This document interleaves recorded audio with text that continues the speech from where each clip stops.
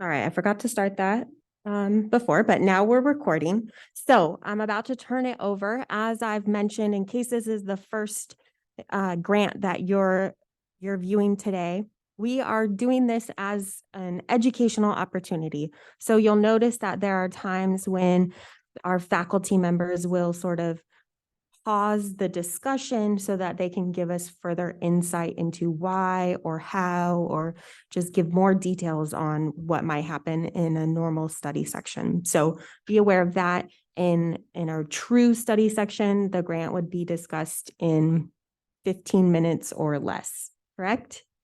All right, so this is going to take longer because they'll give some more details and insights. We've also provided all of our faculty members with the actual grant reviews that were given for this grant. So they are pretending to be reviewers 1, 2, 3, or they're pulling information from the summary statement. So they might personally disagree with some of the critiques, but they're going to give them because that's what was done. This K99 was taken from the NIH website, from the National Institute of Aging, and that is freely available for anyone to look at. So this is a K99. This is the A0 grant. They also have all the summary statements, and then the A1, which is the resubmission, which was funded on that resubmission. Any questions from you folks? Okay, let me introduce y'all. Okay, so serving on our study section for this K99 review, we have our chair, Dr. Ning Wang, reviewer 1, Dr. Simon Craddock Lee, reviewer 2, Dr. Andrew Luke Whitty, reviewer 3, Dr. Laura Martin, and our panel members are Dr. Anna Gorsica, Dr. Heather Wilkins, Dr. Jacob Sosnoff, and Dr. Michael Van Son. Great, I'll let you take it away. All right, so this application K99 R00 application is submitted by Well Medical College of Cornell University on behalf of the principal investigator, Dr. Elizabeth Ruth. The project title is Enhancing Dementia Instruction and Tools in Home Hospice Care. So first, let's identify if there's any conflict in the panel. So there's no conflict. If there's any conflict, the person will either leave the room, or if it's in a Zoom, a Zoom filter. It's usually assessed ahead of time by the SRO, but they give us a last minute chance because we're looking at the full application for the first time sometimes, particularly the larger study section panel members. So they may jump in and say something, and then that gets clarified. So the reviewers for this application, reviewer 1 is Dr. Simon Lee, reviewer 2 is Andrew Ludwig, and reviewer 3 is Laura Martin. So would you please let's review the preliminary score first. Reviewer 1, please. Preliminary score is 4. Preliminary score is 3. 2. Yeah. Okay, let's open discussion. So reviewer 1, please describe the overall impact, the significance, and the major score driving issues in about 4 or 5 minutes. Sure. This study is requesting full 5 years of funding. Her focus is on developing expertise in culturally inclusive, practical, I'd even say pragmatic and scalable solutions to improve end-of-life care among patients with Alzheimer's disease and related dementia.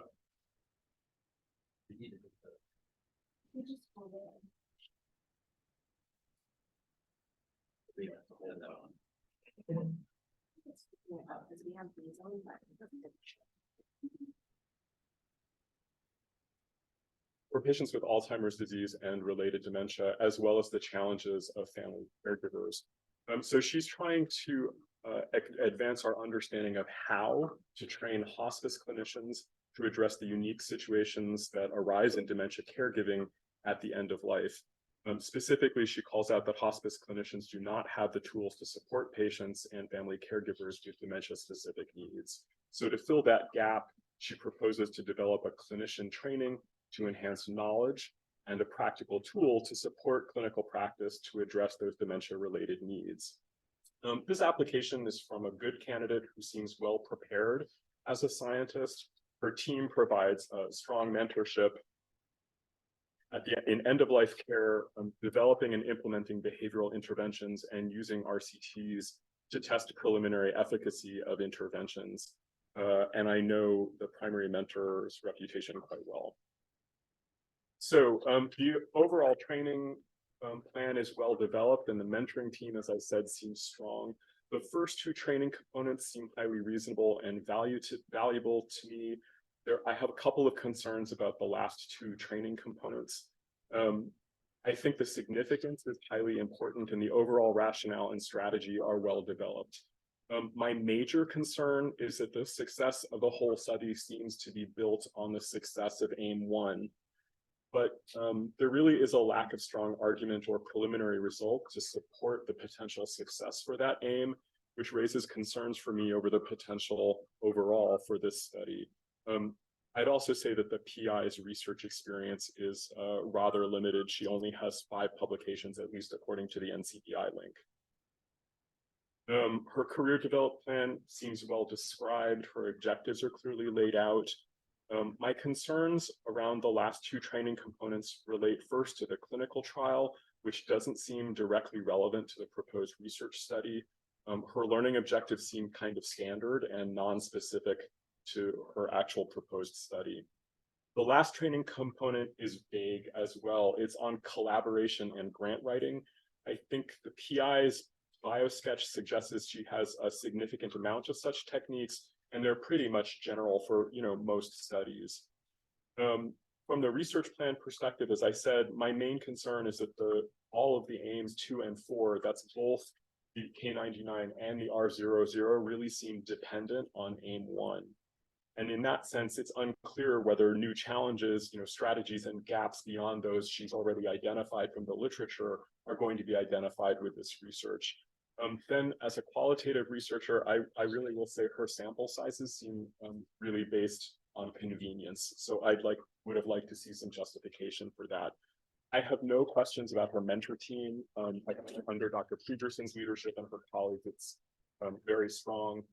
The environment at Weill is excellent. Their background and facilities were really well laid out.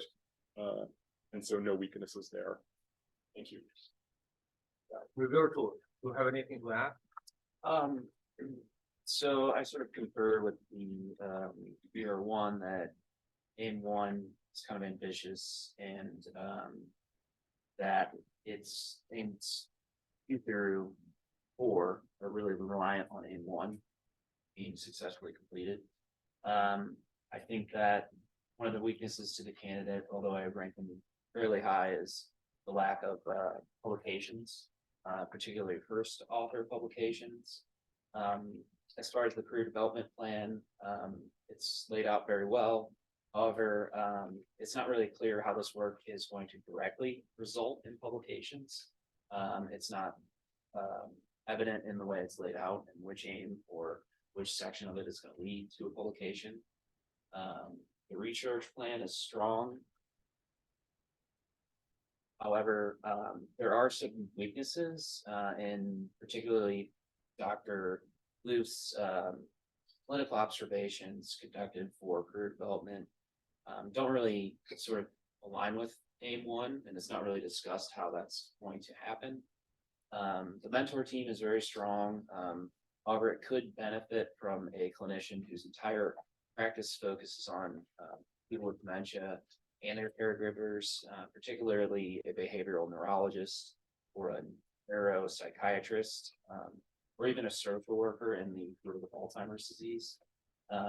The institutional environment, I agree, is no weaknesses there, and everything else looks good. So, yeah. So my score was much more favorable, so I'll focus on really the strengths. And I agree with everything that has been said. I think I weighed my responses a little differently in terms of my scores. So I was really drawn to the strength of the candidate, the background she brings from sociology, and how this work is clearly developed out of what she's already looked at with racial differences in her doctoral dissertation. So I felt it was a really nice extension of what she's done already. And her training plan really builds on that and is, I felt, appropriate to address her research and career goals as she is laid them out here. She's supported by a really strong mentorship team, as well as additional advisors that really will provide additional guidance in terms of translational research and building community partnerships, which will be really important for what she's trying to do. So that was really what drove my score. I will mention a weakness that has been talked about a little bit, but the weakness I had with the training, with the research plan, was really how was this powered, and it seemed to be underpowered for the questions. But again, I didn't weigh that as much because I see this as an opportunity to gain that training and gain that experience as she transitions from the training and the K99 to the root area. Right. So let's open for discussion. Any input? So you felt that the number of participants was out of convenience. Did you see any history of, being able to recruit participants efficiently? Or any like power analysis or statistical considerations? No, she really doesn't have the calculation for a sample size, but she does have a team that has the experience, I think. She really basically is intending to pilot test among 2 groups of hospice clinicians for the trial. And she has, I think, appropriate numbers for the trial, but I'm concerned about the sample size for the earlier aim 1, where she's basically collecting key stakeholders. There's an argument to be made, she just doesn't make it, right? If she explained that it's a census analysis based on the setting, I'd be a little bit more comfortable, but she kind of skips right past that, and I expected better. If I could just pause the conversation for one moment. So in case you're not aware, most of the time, the additional reviewers that are serving on the study section will have not read the grants. They're only reading the grants that they are assigned to be primary, secondary, or tertiary reviewer.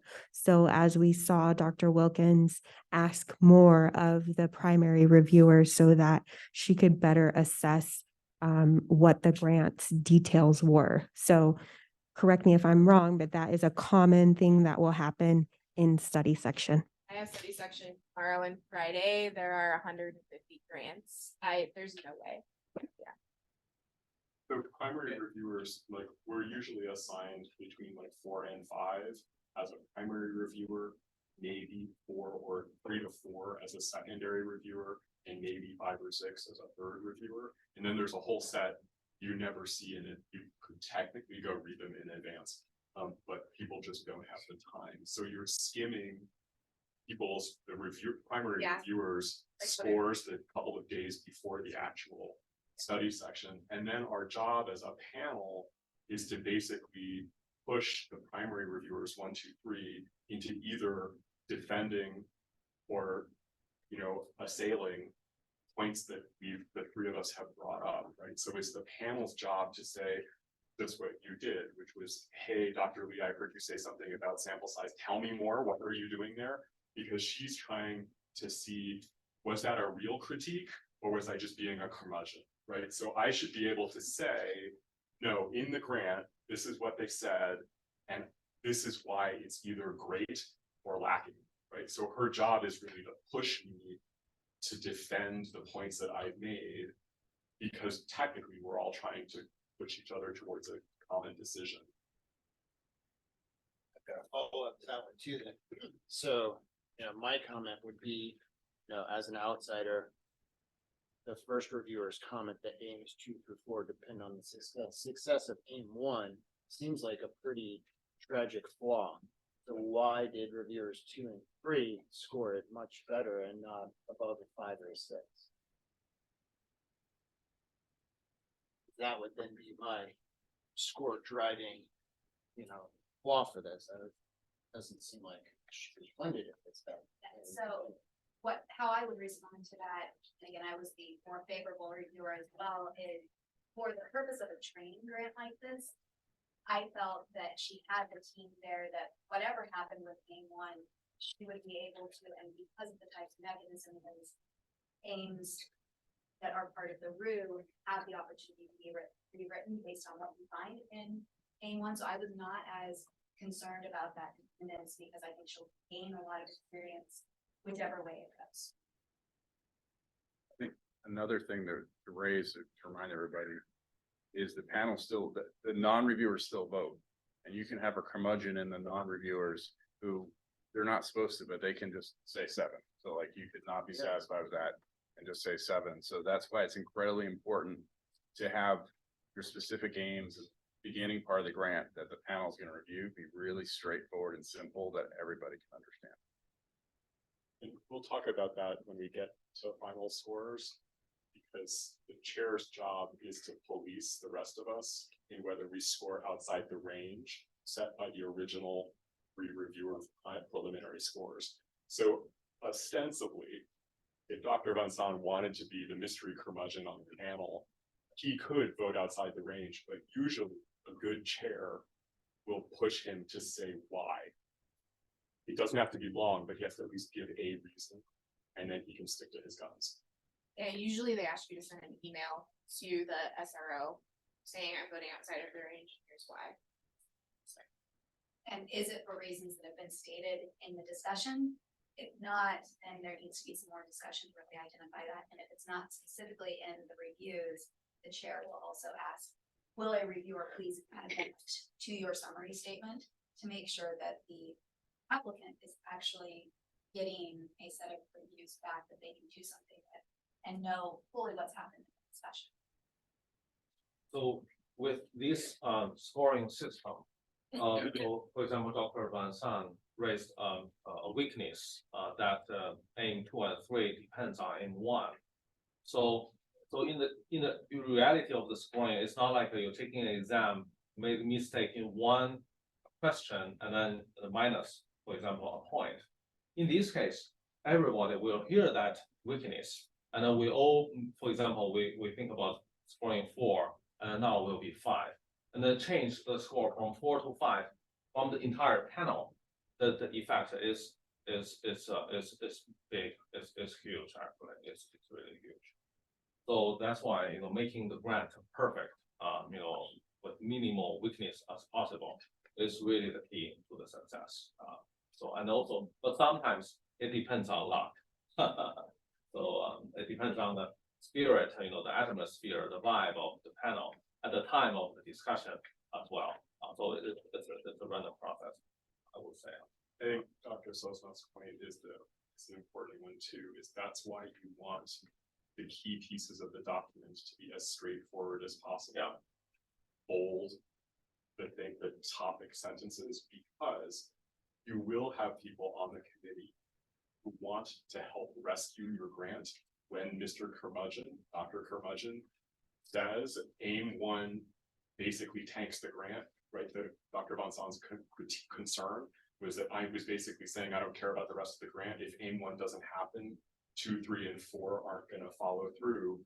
Someone needs to come back and say, I'm not really sure that's true, or push me to really defend, and then other people will make a decision on whether they believe me or not enough to tank to drive their score up. And that's when they might actually open the actual grant application and start skimming through to see, okay, am I missing something else here? Okay, so let's check the additional review criteria. The first, human subject protections, and then if so, there's a study timeline. Is that feasible or? I thought that the human subjects was acceptable. Agreed. Okay. Inclusion of women, minorities, and individuals across the lifespan. So the grant is targeted at end of life and with dementia and Alzheimer's. So I thought it was appropriate to be aimed towards older adults. It looks to me that with the inclusion, particularly of caregivers, there's a good balance between African American and white participants, so I think it should be okay. While vertebrate animals, not relevant, no, biohazard, not relevant. This is A0, so resubmission is not applicable here. So yeah, I'll summarize the discussion here.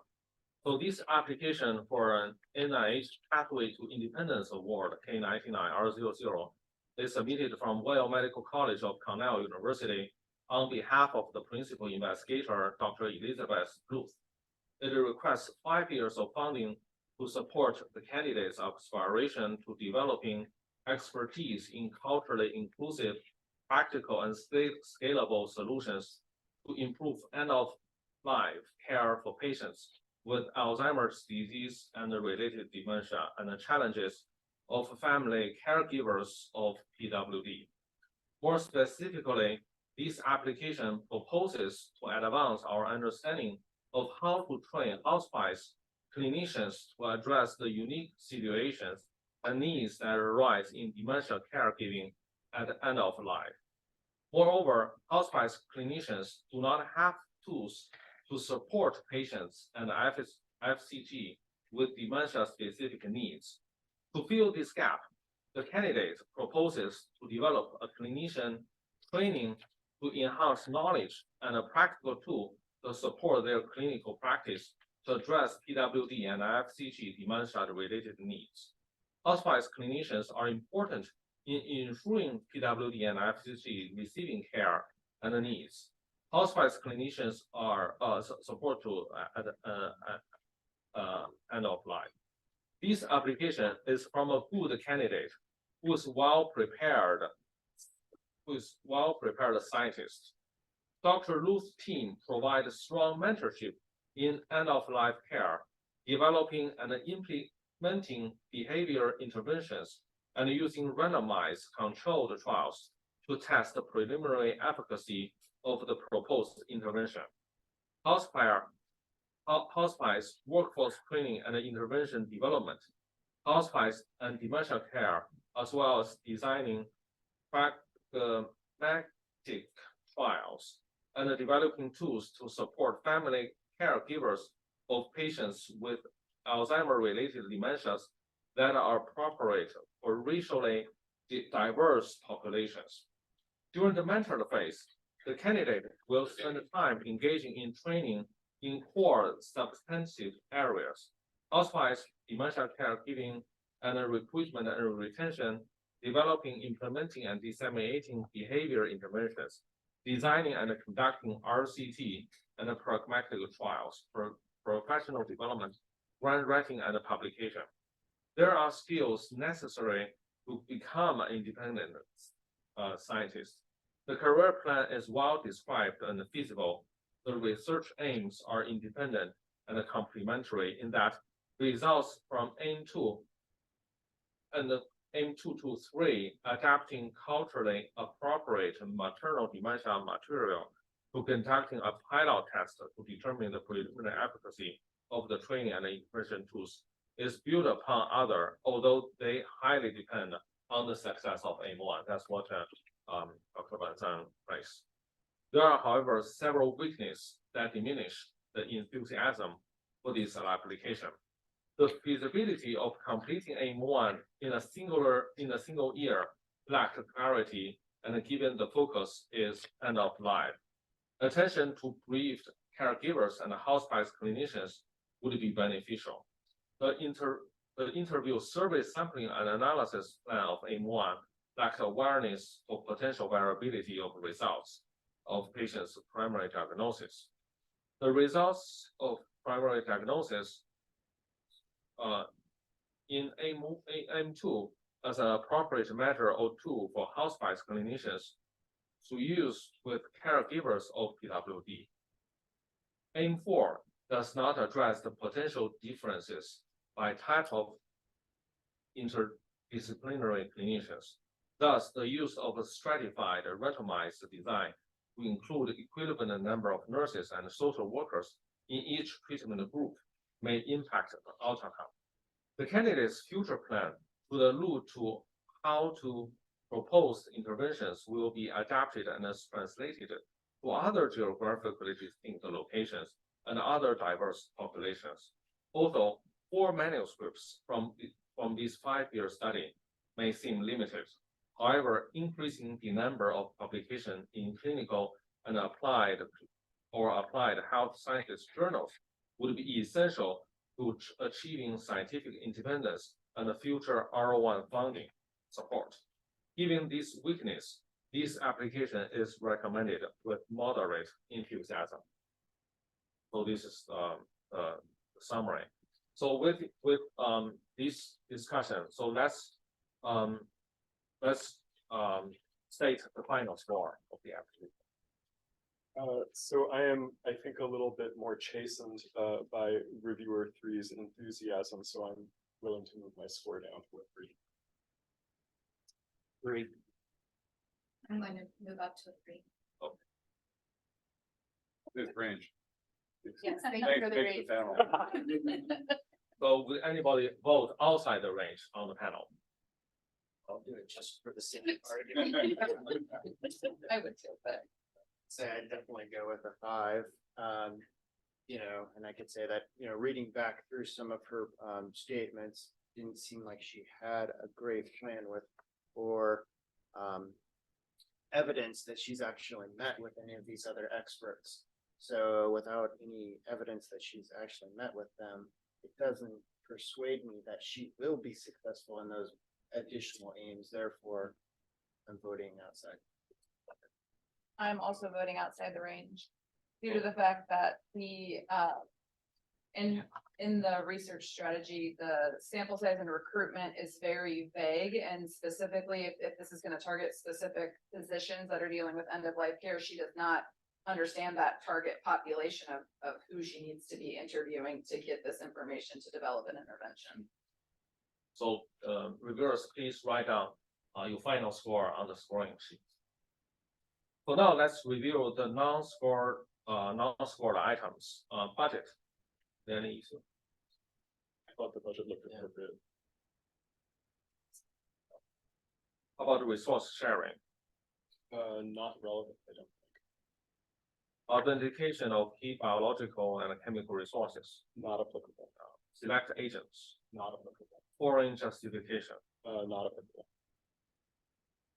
Yeah, so the review is completed for this application.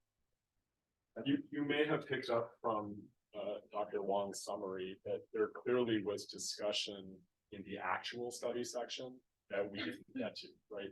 So one of the things that came up that jumped out, we were sort of cursory about thinking about the timeline, clearly in the summary. And it's interesting because I don't think it's in the critiques of the 3 reviewers. There was some real concern, I think, your point that one, she doesn't really know the provider population. There's no accounting then for stratification and thinking about, is there going to be a difference between, say, hospice chaplains, hospice hospitalists, the physicians or other providers that's just not there.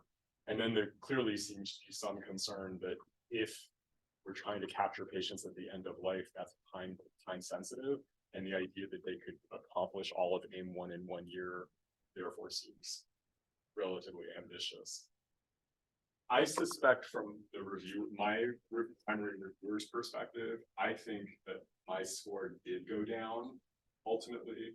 I'm not sure whether I likely actually changed my score of 5 on the research strategy, but I would have suspected that most of what came out in the study section I felt was going to be fixable, but I wanted her to fix it. Like there wasn't really a fatal flaw. AIM-1, frankly, is really fuzzy. There's a lot of sort of like, I'm going to find these things, but the problem is she'd already identified in the significance of her background what the field already knew.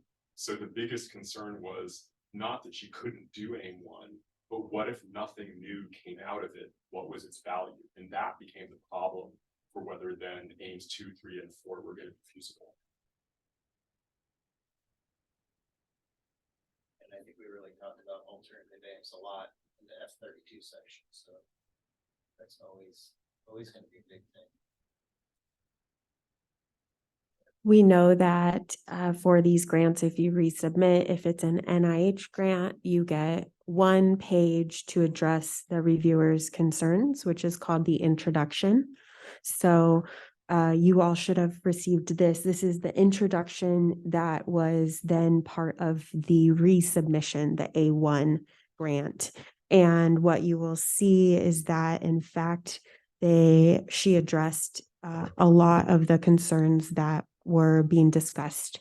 So we see that there are concerns about the publication record, about AIM-1 being too ambitious or not generating new information, that AIMs 2 through 4 were dependent, et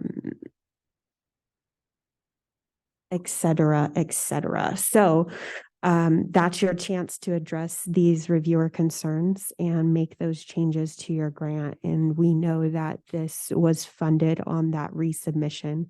So perhaps that's part of it, that the reviewers wanted her to make those changes, as Dr. Lee mentioned, and then resubmit it. We still have some time, so if there are other comments that the reviewers want to discuss or that the members of our audience have, please feel free to ask. Yeah. In a grant that's all research, you're given a really clear opportunity to address the limitations, but that section isn't really clearly stated in like a training grant or talking about yourself as a candidate. And I know you want to beat them to the punch and really address those things. But if you have to just kind of sprinkle it throughout, it's a little bit more difficult. And so do you have any advice or like things that you've seen done very well where they've addressed their weaknesses so that the committee can then see it and understand rather than making a comment about them that maybe they haven't addressed? So that's in the training plan, in terms of, these are the gaps in my knowledge. This is why I put together this team. They're going to specifically address each of these gaps, and my training goals are to address those gaps that you'll likely see between me being able to, what background I'm showing you and what I'm proposing to do. You want to make sure your training plan addresses those gaps. Okay. And aligns with your research plan as well, which we didn't talk much about here. But how do each of the aims of your research plan address the training, are addressed within your training plan? It's really the research is a vehicle for your training in a grant like this. And sometimes too, like, you don't know your gaps until the reviewer pointed out. And so then you can put it in your introduction to the resubmission. For example, I have several colleagues that had to switch postdocs because their mentors left. So then it's hard to get that many publications when you're starting over. So they kind of address that there too, is the reason for lack of productivity. But a lot of times it doesn't matter because these grants can be very competitive anyway. So this applicant put alternative approaches, challenges, and responses after her quantitative analysis. So she felt for her initial aims, she didn't have things she wanted to put out there as potential limitations, but she saved it for the aim that had the quantitative analysis. I think it's her pilot, aim 3, aim 4, aim 3. So she laid out her quantitative analysis for the trial and then had a paragraph on other ways I could have run this data. And then she had some additional challenges like recruitment that she addressed. So she did try to put it together.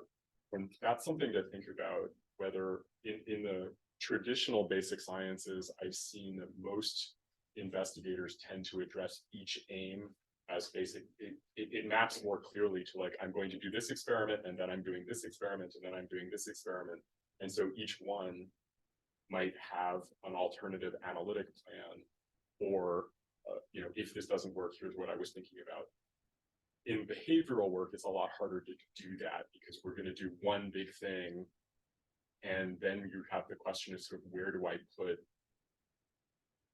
my attention to limitations? Do I bundle them all in the back or not? So some of this is going to be disciplinary specific, and talk with your mentors about, like, where do you structure things? Because there's very clearly in the social behavioral world, a very clear way of doing aims. Like, we don't put hypotheses in aims. Basic scientists have hated my work. And they're like, there's no hypothesis in the specific aims. How is this even science, right? But there's a big difference in who reviews those grants. So there really is a style, even within the fact that we're all submitting the NIH structured, background and significance and your research plan, but how you lay out your aims will differ by discipline. So you really want to talk to your mentors and your advisory committee about how to do that. And if you bridge fields, really making sure you're doing what you can to address both, because so I'm a cognitive neuroscientist, so the study sections I go to, the health behavior intervention folks also have some neuroimagers there, and they are from these two different approaches, and so trying to lay that in a way that as much as possible makes everyone happy, and when they look at your grant, it looks like a grant that they're expecting to see, but it's challenging. It's why good figures help you plan early, draw out stuff, and work on your figures early. It'll help you with your conceptual planning, but it makes it so much easier for the reviewer who's looking at grants on an airplane to go scroll to the colored picture and be like, can I figure out what's going on here so I don't have to read this whole darn thing? And the panel to rescue something because they see a figure that, oh, wait, it's laid out right here on this page. We also heard earlier today that having areas of weakness addressed in your biosketch is a good place, along with the training plan, as we heard, and that your letter writers include that as well. So if you have someone that could speak to a specific weakness, have them include it in your letters that get submitted. And for the K99 rule, you're gonna want to make sure, so this applicant had aims for the K99 and aims for the rule. You want to make sure that your K99 aims and your training plan are going to prepare you to be able to do the R00 aims independently and show that independence as well. And doing them in a separate institution. Yeah. Potentially. Potentially at a new institution. So this applicant, I don't think is planning on going to a separate That's fine. institution. Is that okay? You can justify that. I've done it. Okay. Yeah. Lots of people. Lots of people here for that. But I know people that have tried to say, and they said, well, you're not getting the 0, 0. Is that? They not- said it at first and then we pushed back. And so my program officer for my K99 room, so I had that here and stayed, was very clear that you have to justify why you're staying and help that my mentor was moving to a different center at the institution. So I was able to justify it that way, but really making from program perspective, and that review for the transition happens within the program. So it doesn't go back to a study section like this. So it's up to the program I officer. kind of felt like there wasn't a training component because she's just doing what she's already been doing with the same people. It's going to continue even in the R00 portion. But, Yeah, that was just so my some personal- reviewers might negatively reflect on that.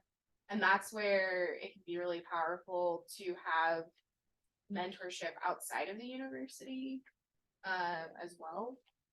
And not just within your university. So you're gonna want a mentorship panel, and you probably don't want them all to be at your university.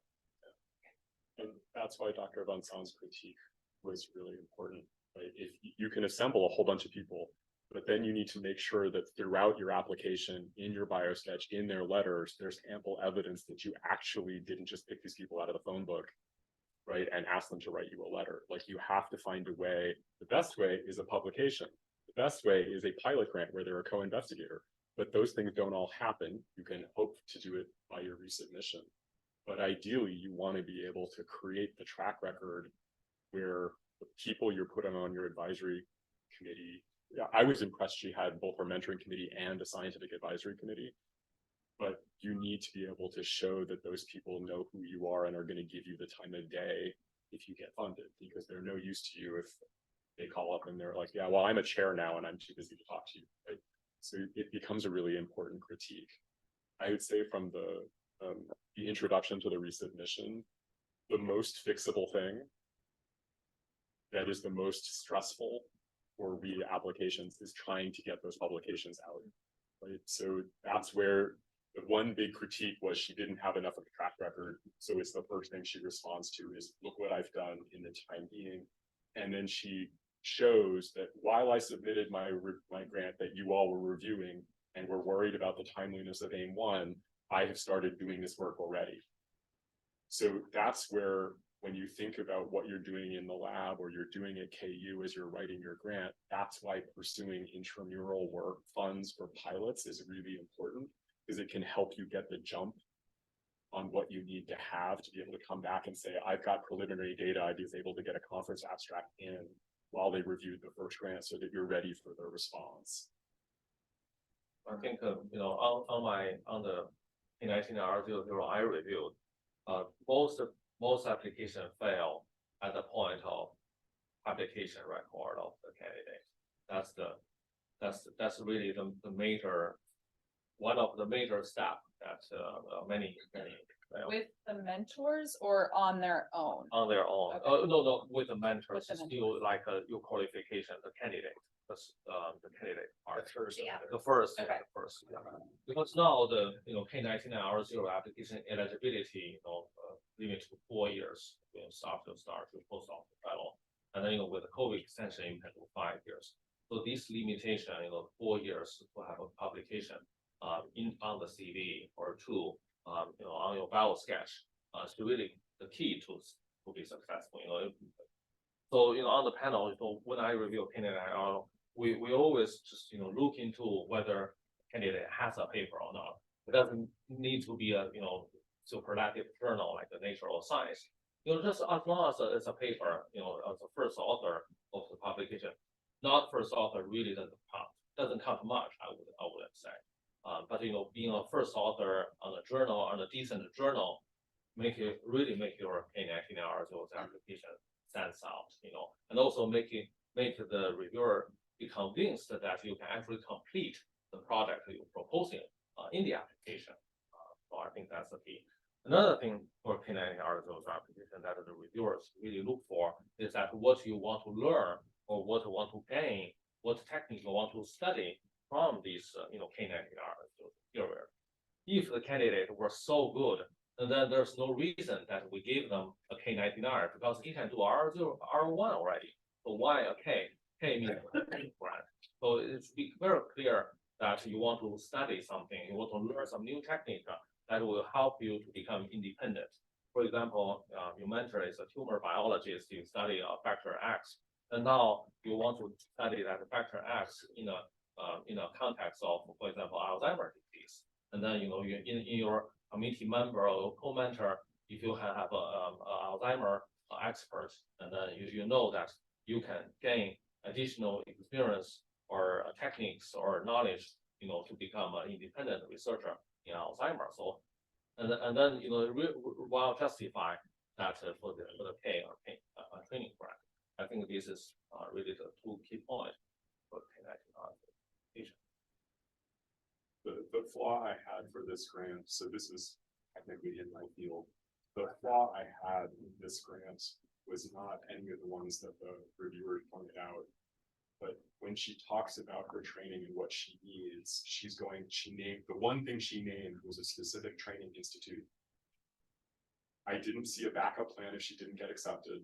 But more importantly, I don't know what. She didn't play up enough about implementation science methods, which is what she would be getting from that training program. And it's not anywhere in the grant.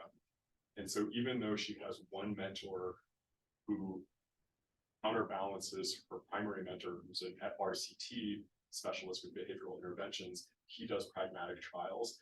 They missed the opportunity to really talk about this important piece of science, implementation science, that she named. Like, she put the flag out there, and for me it would have been the red flag to the bull, and I would have tanked her there.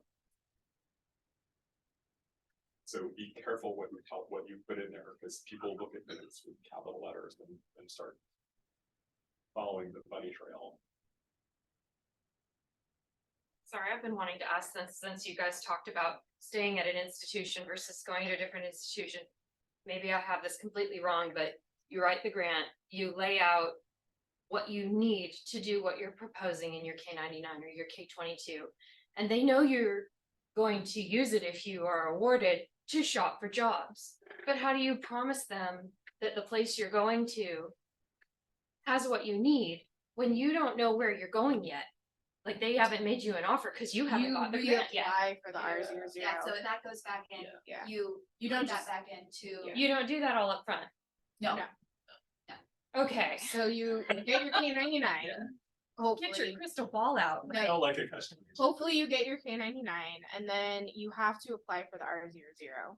You don't just automatically get it. And You're gonna be they- talking to your PO a lot, so your PO has to approve your startup package. And then, to make sure you're getting something above and beyond your route. right, Do you know if it's the same for K22? I don't know. Okay. So I had a KO1, Mhm. and that's different because you can stay or you applied for a transfer, which was kind of a headache, but they approved it. But they really just want to know that where you're going next is gonna support you on a independent track, right? So that's really what they're concerned, because they're gonna give you more money. They want to make sure you're able to use it at the institution or at your same institution, but they're not just giving you a low ball because you're, the hometown discount. They want to make sure you're set up for an independent lab. Yeah. And you're not just basically staying in your advisor's lab space. What they my do PO lowball kept you? saying was, this can't be a glorified postdoc. Right. No. When you make that transition. If they do lowball you at your home institution, do they come in and reprimand them at all or? Yes, the program officer will come back and say, Fabulous. They, this isn't appropriate. they, And actually give you that advice so what I did was submit to my program officer what was being offered and then had additional negotiations following that conversation with program. and they can also tell you that you have to go somewhere else that is giving you this great opportunity and startup package. Can't stay, Like, they can say, you will not get this if you stay. Yeah. Yes. Yes. like, so if your home institution gives you a low ball and you have another place you interviewed and they give you a great offer, NIH can then say, if your home institute is not going to come up, you have to go to this other place. Or you don't Interview where you're serious about living. Yes. Or you forfeit the rude portion of your grant. So Institution is forfeiting that. Yeah. Which blackballs you from future things, I imagine. No. Wouldn't it be contingent on your position? Like, wouldn't, if they pull, like, the lowball offer, you wanna stay, you're not gonna have the RU, then the university's not gonna want you, cause. They cannot do that. Oh, yeah, that's why they have to do the writing thing and say they support you regardless of whether or not. you Yeah, get it. Exactly. Okay. You have to have that job offer and acceptance. And it has to, it's And not it- contingent. Right, in your letter, it says it's not contingent upon. And my PO made sure that that language was in the startup. Yeah. Yes. And in your startup letter, it states like you will have like your independent lab space is this many square feet in this building and your office space is in this building, independent. And this is your salary, this is how much you're expected to teach. This is your protected time for research, and then this is the total amount of your startup package spanning this many years. So like it puts all of that in there. And your PO will either say, yeah, this is great, or no, it's not. I would say, realize that when we're talking, and I think this is clear, but I'll say it just because I'm a chair. When we're talking about global offers, it's about resources to be successful in your research. It is not about your salary. Right. Yeah. You aren't gonna get a lot of support on people if you're saying, I need you to pay me more, that other institution's gonna pay me more. Right, where NIH wants to support you is in the success of you completing the research you say you're going to do and going on to have a wonderful career, leveraging all the resources that an institution can offer you. So make the right about what you need. Yeah, and you'll have to spend time thinking about how much salary support do I need for myself for the next 3 years to get that first R01. How much money do I need to be able to hire people, technicians, or pay for students, for postdocs? How much money do I need for supplies in order to do the actual work? How much money do I need to buy, whatever equipment you're gonna need to set up your lab? Or services that Or- you might need. Yeah, so you will make an Excel sheet with all of that information and it will get reviewed by the university. and then you'll negotiate. Yeah. So it's not about your salary, it's about all of that. All the more reason to make friends with your core service directors sooner rather than later, because they will help you build those budgets. And talk to them as you're building that budget. Because you don't want to come in thinking, you know, an MRI is going to cost this much, and then you come to Hoagland later and go, oh, wait, we can't do it for that. So I just went through this. I did a year ago, and then I came here and I started buying equipment and inflation. Everything's 10% more, so we gotta also think about that. Right? Thanks, Whereas- And you don't ask for the cheapest piece of equipment either. I'm trying to be so much fun, but sick. No, And ask for what you, contract. ask for, so he's not listening. Ask for what you need. You know what I mean? So, yeah. Brittany, did you have a question? No, I apologize. I didn't realize I was unmuted. No problem. Okay, with that, will you please join me in thanking all of our faculty members?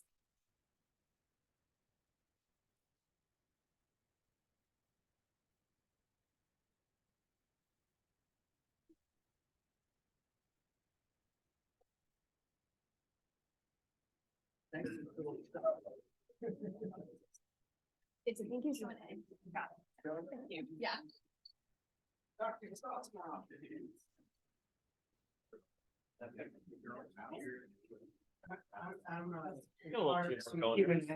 We did the panel. Yeah, we did. DA one. We have our Q&A coming up, so we're not done with the day. You can go for it, but. All right, well. See you guys.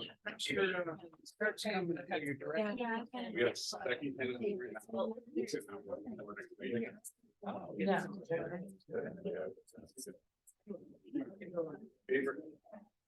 So you are. Yes.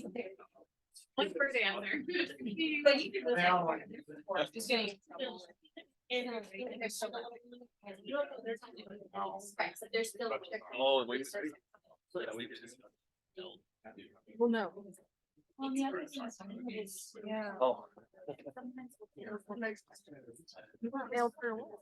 Cause our, we're right here, and we asked to be moved to one corner area, you're just.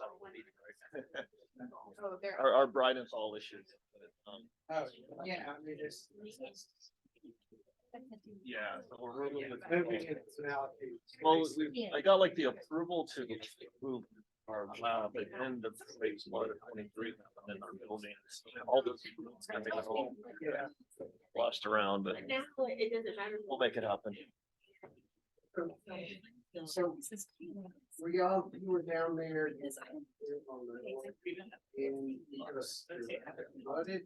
No, we were initially placed up there, and then, when, I guess the building was being moved back to KU.